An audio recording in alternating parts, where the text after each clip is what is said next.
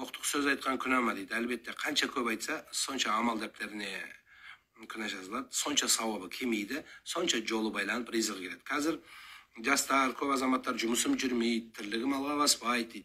Соның себептерін тыңдап қарап, мынаның өзі бір 11 ма 12 пункті бар ризықтың кемуінің.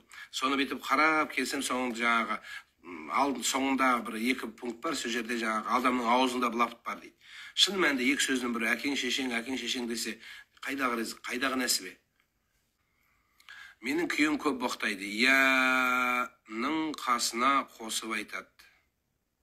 Бала шағасына бәріне өрді. Енді ақымақ адам, ақымақтық не жасайды, не істейді енді.